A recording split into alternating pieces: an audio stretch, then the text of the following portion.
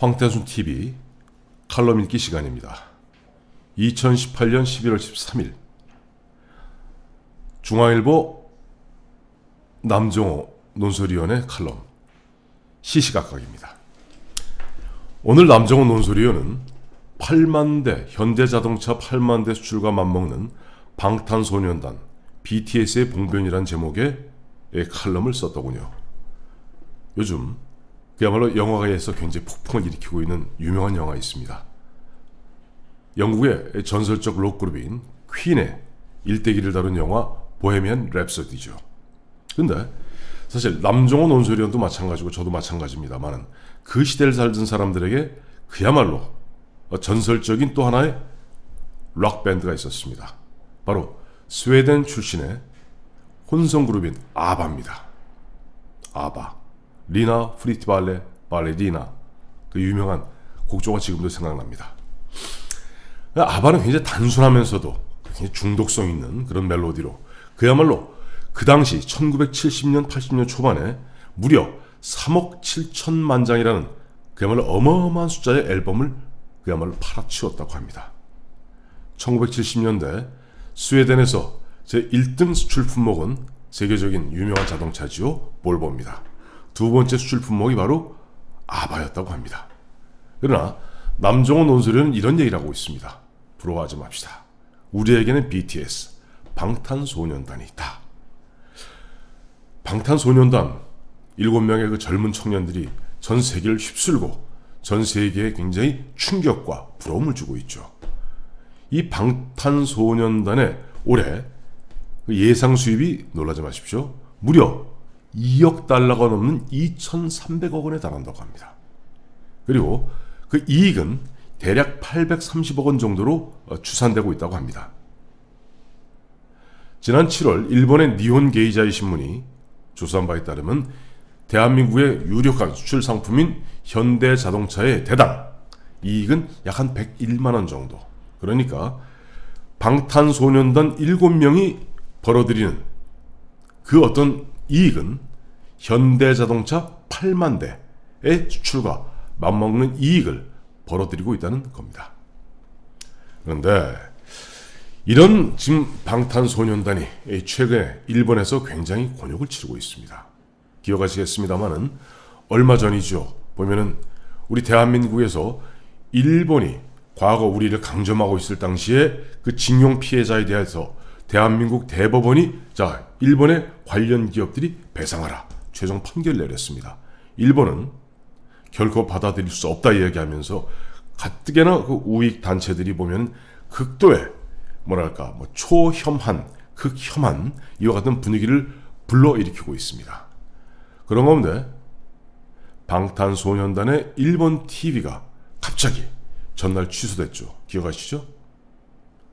우리 방탄소년단 멤버 중 한 청년이 작년에 입고 있었던 겁니다만 티셔츠나 모자, 여기에 히로시마 원폭 이런 그림 등 갖고 왜 우리를 조롱하느냐 라면서 그런 어떤 혐한 분위기에 편승하여 지금 방탄소년단을 옥죄고 있는 것 같습니다. 물론 예정되어 있던 방탄소년단의 일본 콘서트 그건 예정대로 될 것 같아요. 매진을 갖다 기록했습니다. 그러나 그와 같은 콘서트도 결국 TV라던가 각종 미디어 매체에서 좀 뒤에서 분위기를 잡아주고 추임새를 넣어줬을 때 더 상승 효과를 바라지 않겠습니까? 남정호 논설위원의 논지는 이겁니다. 결코 대한민국의 최고 사법부인 대법원의 확정 판결을 갖다가 부정할 필요도 없고 부정해서도 안 되고 반드시 존중되어야 된다. 물론 거기에 대해서 이러쿵저러쿵 하는 사람이 있지만은 대한민국 대법원의 판결은 대한민국이라는 국가가 반드시 지켜야 될 그런 덕목이다. 그러나 이제는 대법원이 확정 판결을 냈다면 그 이후에 생길 수 있는 한일 간의 갈등, 한일 간 어떤 민족 감정의 충돌 이와 같은 부분은 행정부가 또 정치권이 나서서 정리해 나가야 될 것이 아닌가 하는 것이 남정호 논설위원의 오늘 이야기의 논지입니다.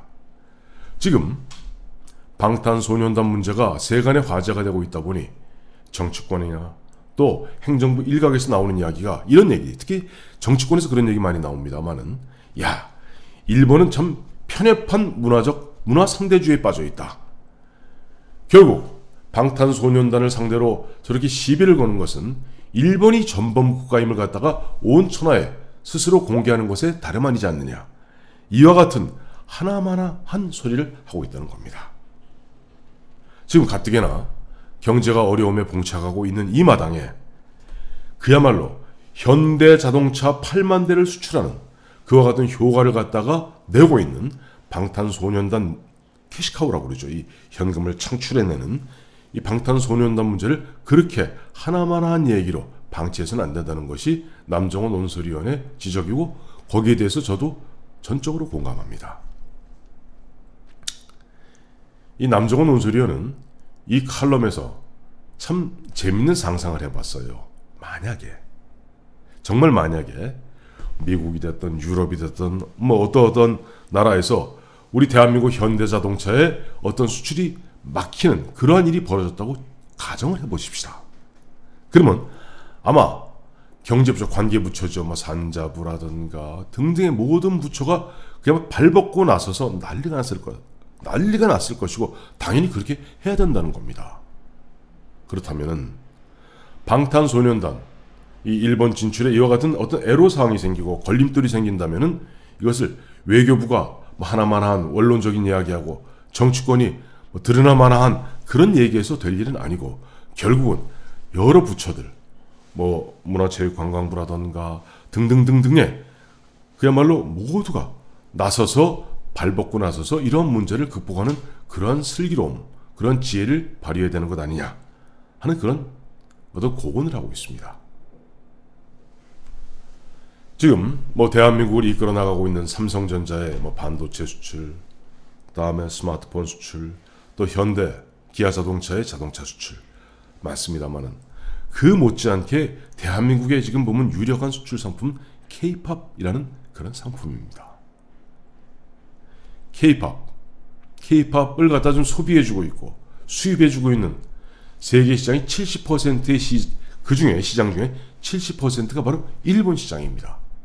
우리가 그냥 감정적으로 미우니까, 저 사람들은 회개하지 못했으니까, 저 사람들은 늘 속이 좁은 사람들이니까, 그래 할 대로 한번 해보자.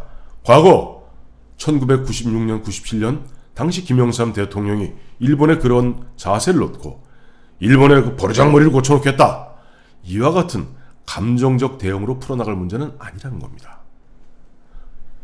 사실 뭐 기억하시겠습니다마는 김영삼 당시 대통령 일본의 버르장머리를 고쳐놓겠다 했을 때 국민들 시원했습니다.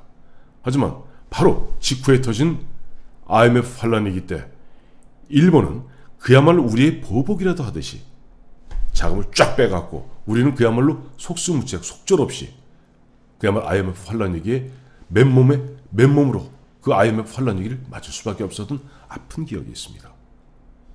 그런데 IMF 환란 위기에 우리가 일본하고 극도로 틀어져 있을 때 이 문제를 푼 분은 그 당시에 김대중 대통령입니다. 남정우 의원도 이 부분을 갖다가 지적을 해놨더군요.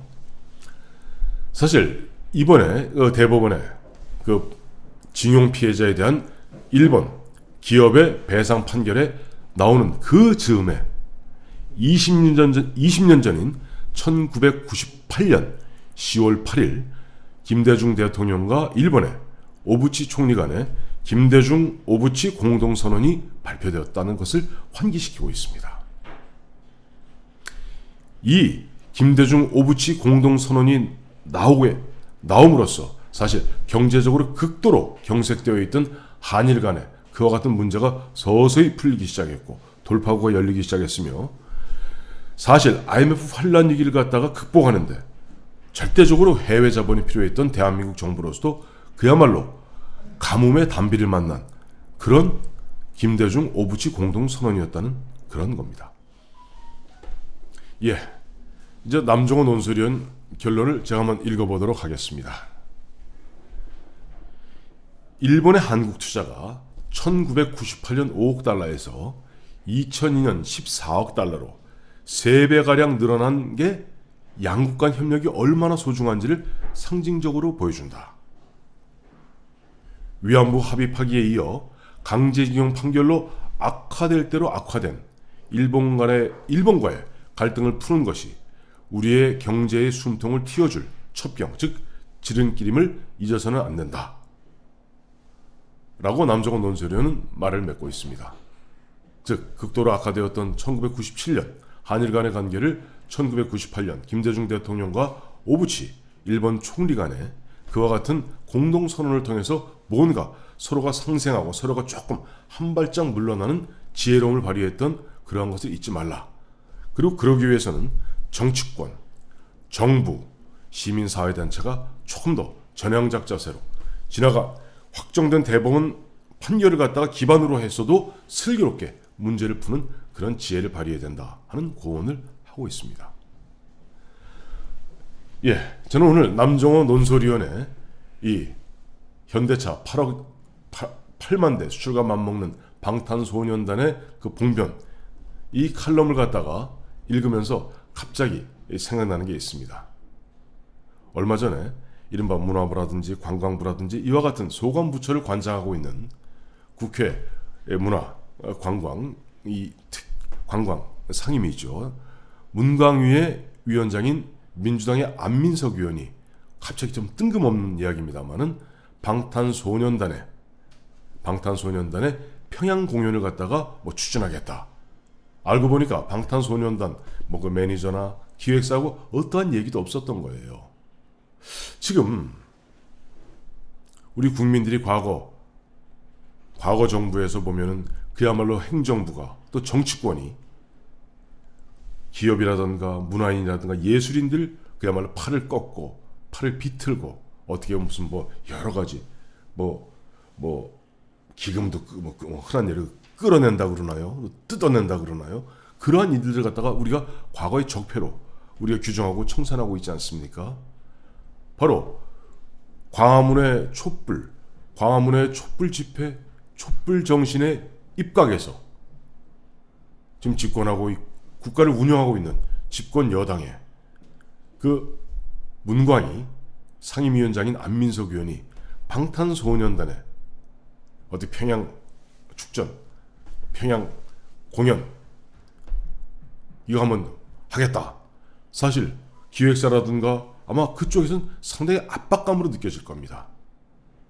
그런 부분에 있어서 우리가 더 이상은 그러한 일이 있어서는 안 될 것이며 특히 예술, 문화 이 같은 창조적 작업에 임하는 그런 분들에게는 좀 자유로움과 영혼을 갖다 꽃피울 수 있는 그런 여건을 만들어주는 것이 바로 8만 대 아니 80만 대 수출과 맞먹는 방탄소년단 또 그 많은 문화예술인들에게도 힘과 또 우리 한국의 새로운